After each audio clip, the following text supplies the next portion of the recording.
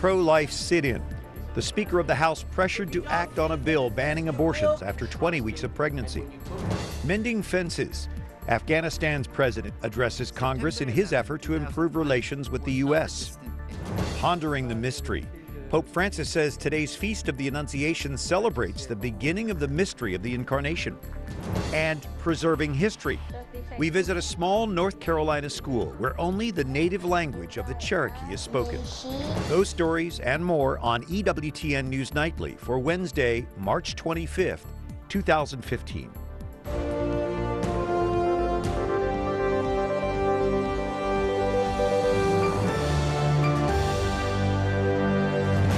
Good evening from Washington. Thanks for joining us. I'm Brian Patrick with your news now.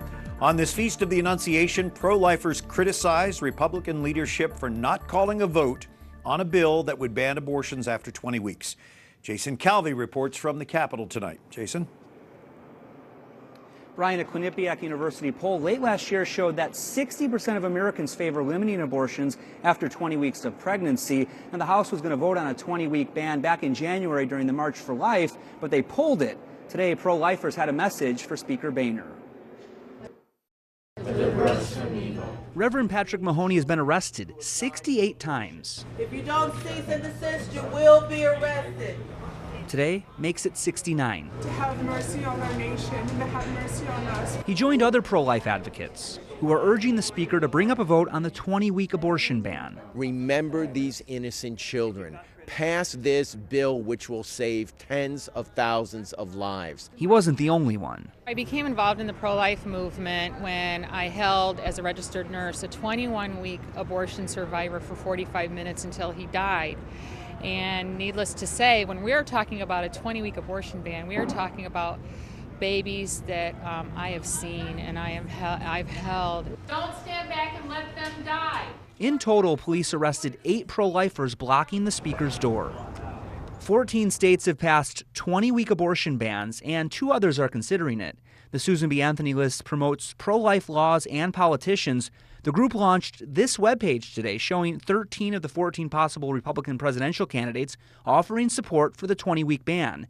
New Jersey Governor Chris Christie hasn't yet. The Susan B. Anthony list says they're hopeful Congress will vote on it soon. They say the national law is needed. The United States is only one of 7 countries to allow late-term abortion on demand after 5 months of pregnancy, indeed all the way up until the moment of birth. And we join China and North Korea on this list. And to urge action, these pro-lifers spent the day in jail. The chair of the House Republican Conference says she's committed to bringing up the 20-week bill for a vote in the House, but the question is when. Reporting here at the Capitol, Jason Calvi, EWTN News Nightly. Now, some of the other stories our EWTN News Nightly team has been covering in today's world. Army Sergeant Bo Bergdahl will be court-martialed and could face life in prison. He is charged today with desertion, avoiding military service, and misbehavior before the enemy. Bergdahl was held by the Taliban for 5 years. The Army says he was captured after abandoning his post in Afghanistan in 2009. Military investigators looked for proof that Bergdahl had no intention of returning to his unit. He was released by the Taliban in a prisoner swap last May. A grateful Afghan president tells a joint session of Congress today that with America's help, his nation will soon become independent. A key component is a planned slowdown of American troop withdrawal from Afghanistan. We go back to Capitol Hill now for that story from Susanne LaFrankie. Brian, President Ashraf Ghani peppered his speech to Congress with anecdotes about the time he's spent in America. Ghani graduated from Columbia University and was working in D.C. when the first plane smashed into the World Trade Center on 9/11. Today, he thanked Congress more than a dozen times. The President of the Islamic Republic of Afghanistan. With overwhelming gratitude, the Afghan president expressed sincere appreciation to Congress, the American people, and those who gave the ultimate sacrifice. We owe a profound debt to the soldiers who've lost limbs to buried bombs, to the brave veterans, and to the families who tragically lost their loved ones to the enemy's cowardly acts of terror. Ghani promised that with America's renewed military commitment, his country will become self-reliant within the decade. He pledged his nation will be an enduring success. Your support, your understanding, and your commitment to our country will not have been in vain. Afghanistan will be the graveyard of al-Qaeda and their foreign terrorist associates. Lawmakers have been critical over U.S. troop commitment in America's longest war, both in lives and dollars.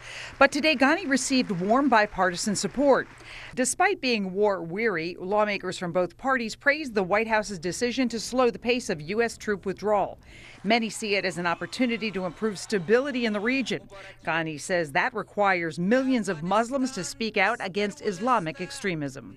Leaders, intellectuals, and those many millions of Muslims who believe that Islam is a religion of tolerance and virtue must find their voice. Silence is not acceptable. Representative Adam Schiff, the ranking Democrat on a House Intelligence Committee, said that the U.S. can't afford to allow Afghanistan to spiral back into lawlessness. And immediately after the speech, Senator John McCain, chairman of the powerful Senate Armed Services Committee, embraced Ghani in a bear hug. Brian? Thank you. Susanne LaFrankie at the Capitol tonight. President Ghani's visit comes as the U.S. begins supporting Iraqi forces who are trying to take out remaining ISIS positions in Tikrit. U.S. surveillance and reconnaissance air missions began Monday. Coalition officials say the support was now requested by Baghdad. Previously, the U.S. was not involved in the Iranian-backed operation there in Tikrit. 3 Americans are among the 150 victims of a German plane crash in the French Alps Tuesday. One was a contractor with the Pentagon who lived in Virginia. Another was her daughter, and the third is yet to be identified. Also on board, a group of German exchange students. We already planned things for the future, what we're going to do when they return from that trip. And it's very hard to believe that we cannot do that. Investigators hope to learn more about what caused the crash from this mangled voice and data recorder. Germany's top security official says there are no signs of foul play. The CEO of the German airline Lufthansa says the plane was in excellent technical condition. Jurors in the Boston Marathon bombing trial today look at evidence found at Johar Tsarnaev's apartment. The items include BBs, nails, and a piece of fuse. Prosecutors say the materials were used to make pressure cooker bombs. The 2013 terror attack killed 3 people and injured more than 260. Tsarnaev's lawyers admit that he and his brother planted and detonated 2 bombs near the Boston Marathon finish line. At today's general audience, Pope Francis asks for prayers for the upcoming Synod of Bishops. Di questo c'è bisogno non di chiacchiere.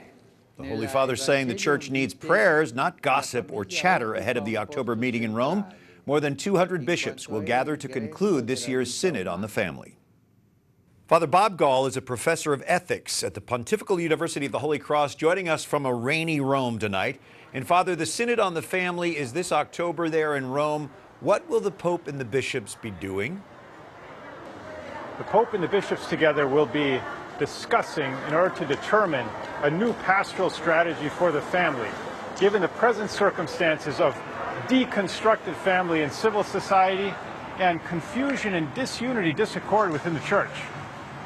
There's been a lot of speculation and confusion after last year's Synod. What is the Pope saying about all this and the family in general?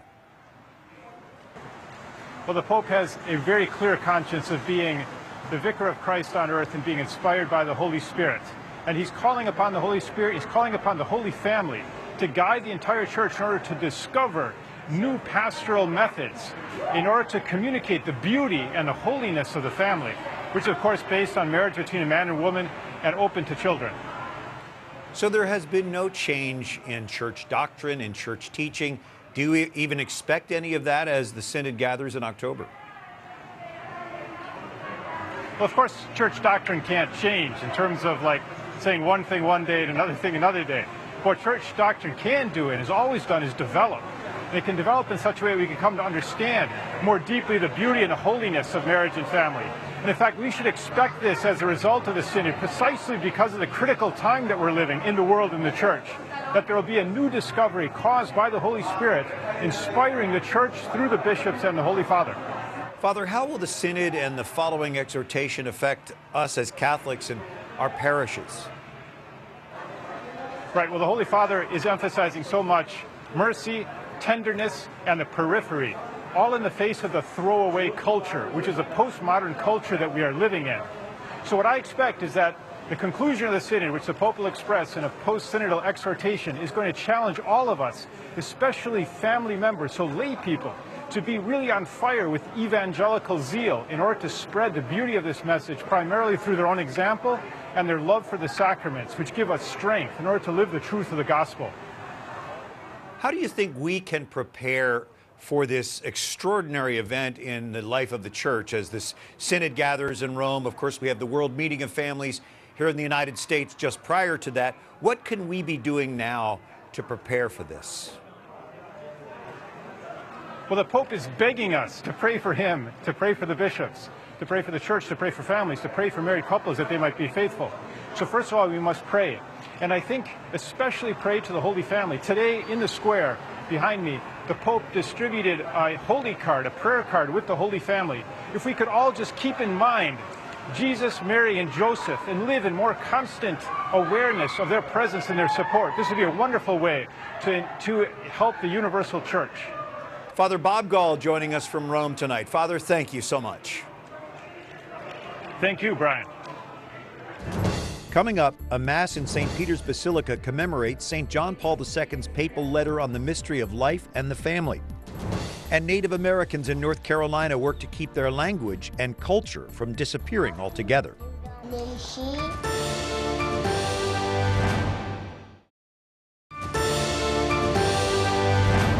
The angel of the Lord declared unto Mary, and she conceived of the Holy Spirit.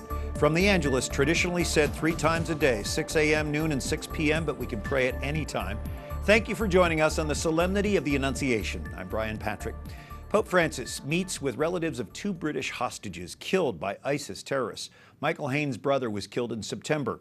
Barbara Henning's husband, Alan, was killed the following month. The 2 were brought up to greet Pope Francis on the steps of St. Peter's Basilica after his rain-soaked general audience today. Haynes says the moment took his breath away. This is part of a broader effort to unite people of different faiths to oppose religious extremism and intolerance. A new report shows the FBI has made significant progress since the September 11th terror attacks. However, in the report released today, the FBI director says more needs to be done. We want the American people to see what they're getting for their money, what the FBI is doing, what the FBI is doing well, what the FBI could do better, and what the FBI needs to think about to consider whether we can improve. The 2013 Boston Marathon bombing and the 2009 Fort Hood shooting are 2 of the 5 terror plots covered in this report. The 127-page study ordered by Congress is meant to be a blueprint for improving the agency's approach to terror threats. J.M. Berger is co-author of ISIS, The State of Terror. And in a world with so many terror groups out there, how does ISIS keep its unique identity? Well, ISIS has really changed the dynamics of terrorist groups and extremist groups. It's changed the narrative from a victimization is often the pretext for terrorism in the past. Because you're weak, you need to use terrorism as a tool because it's the tool of the weak. And ISIS is now projecting an image of strength, and that's really making it very appealing to a wide variety of people. And shock. Their beheading videos drew immediate worldwide attention. What do you make of the media coverage and the reaction to those? It's a difficult call for media organizations because there's obvious news value in what's happening here. At the same time, ISIS really thrives on the amplification of its message that the media gives it. So I think that, a measured approach and not showing the images is definitely the right way to go. Well, let's talk about their recruitment. Obviously, the more publicity they get, the easier it is for them to recruit. Why have they been so successful recruiting from all over the world?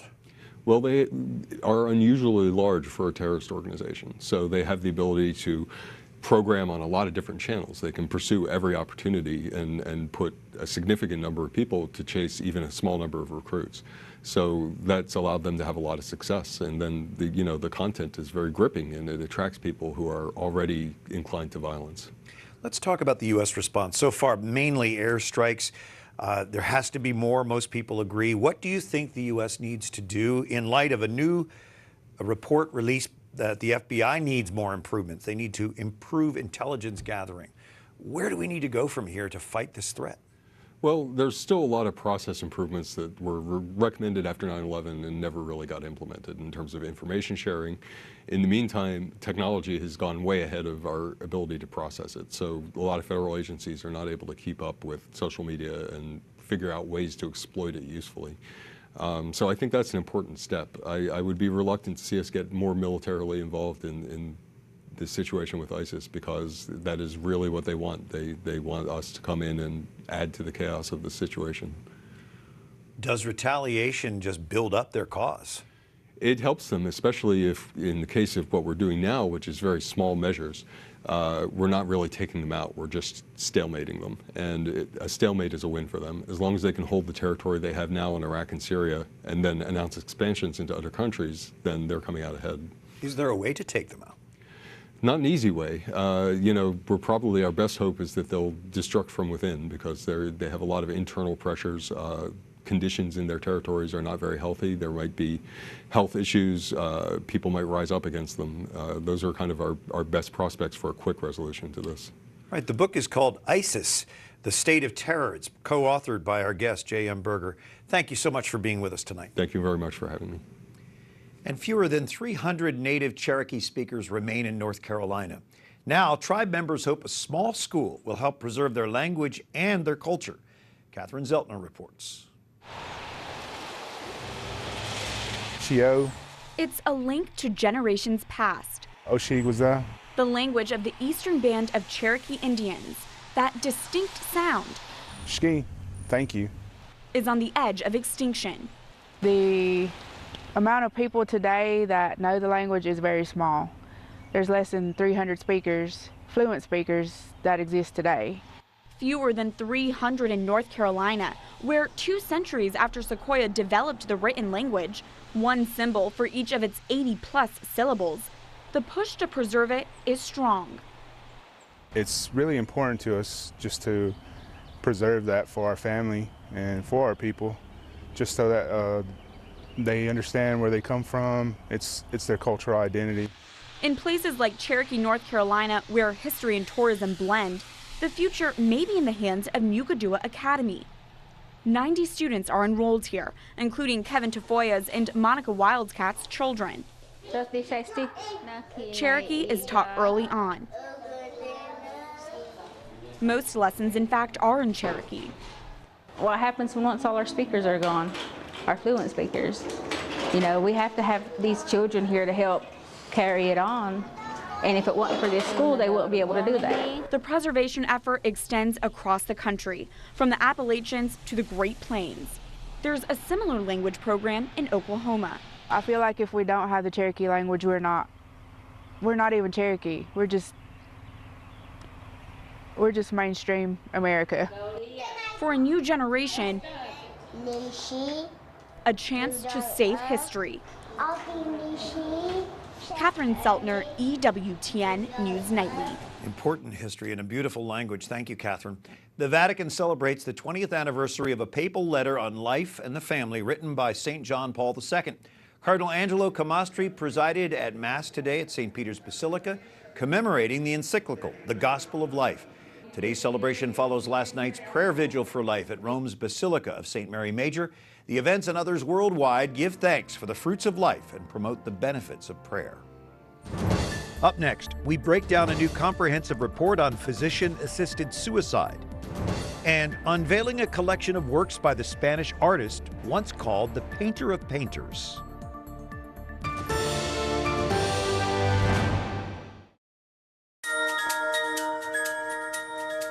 Pope Francis says today's Solemnity of the Annunciation invites us to consider the link between the Incarnation and the mission of family. Thank you for joining us on this Wednesday evening, March 25th. I'm Brian Patrick. A bill making it legal for terminally ill patients to kill themselves with drugs is being considered by a California State Senate committee today. Proponents say Right to Die advocate Brittany Maynard supported the proposed legislation. Maynard was a 29-year-old California woman with brain cancer. She moved to Oregon to legally end her life with the help of doctors last November. Maynard made her case public with online videos watched by millions.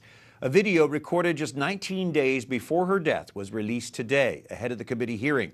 It shows Maynard saying California law prevented her from getting the end-of-life option she wanted at home. Dr. Ryan Anderson is a fellow at the Heritage Foundation, and he published their first comprehensive report on physician-assisted suicide released this week. At least 18 states and the District of Columbia now considering this kind of legislation. Do you see this trend growing? Unfortunately, yes. We see that activists are using heart-wrenching stories of people who are suffering to try to pass bad public policy. But when the citizens have had a chance to evaluate this, they've almost universally rejected it. Most recently in Massachusetts, Ted Kennedy's widow was leading the charge against physician-assisted suicide there. She said that it stood for everything against what her husband stood for. Ted Kennedy stood for health care for all, not physicians killing the weakest among us. So Brittany Maynard's message apparently has resonated with right-to-die advocates. How can that message be effectively countered? Physician-assisted suicide sends the message that some people are better off dead. That's a lie, and our culture has to resist it. We have to resist the temptation to look at the sick or the elderly or the disabled as if they're burdens that are to be disposed of. We have to view them as people to be loved and to be cared for. With a right to life. So besides the moral objections involved, what are the risks of legalizing physician-assisted suicide?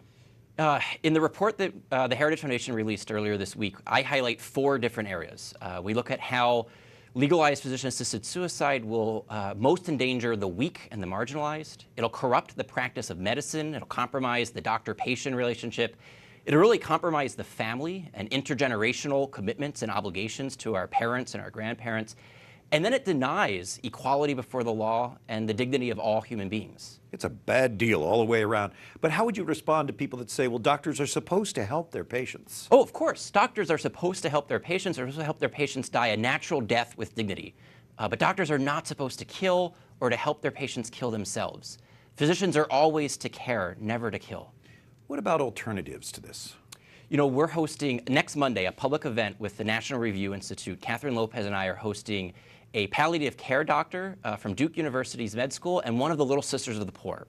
This is what they devote their lives to. It's taking care of the disabled, the elderly, people who are suffering, and showing them what a natural death with dignity looks like. Palliative care and hospice care is the alternative. My mother was blessed to die in the Little Sisters of the Poor home. It's a beautiful death. Dr. Ryan Anderson with the Heritage Foundation, thank you. Thank you. Appreciate it. Well, from popes to kings to ordinary people, Spanish artist Diego Velázquez painted them all. Now a French museum unveils a collection of works by the man once called the painter of painters. France's Grand Palace exhibition includes paintings only recently attributed to the Spanish portrait artist. As King Philip IV's painter in the 1620s, the young Velázquez was brought into the inner circle of Spain's royal family. The exhibit's curator explains his painting style. He discontinued the extremely calm, cold, boring traditional style of royal portraits at that time and put life into them, put reality into them. And Velázquez succeeded in incorporating that magic in his paintings by managing to create the impression that air circulated around his subjects. This is the first time a full retrospective of the Spanish artist's works has been curated in France. The exhibit, Velázquez, runs through mid-July. Well, you could call this a mac and cheese ketchup merger, but it's a big deal. Heinz buys Kraft Foods, creating the world's 5th largest food and beverage company. The deal is expected to close in the second half of this year. The new company will have revenues of about $28 billion with a B dollars. Packaged food companies have been struggling as consumers turn to healthier options. Until tomorrow, like us on Facebook, follow us on Twitter, watch again on YouTube. For the EWTN News Nightly team, I'm Brian Patrick as we leave you tonight with candid snapshots from today's general audience with Pope Francis on this feast of the Annunciation. Good night and God bless you.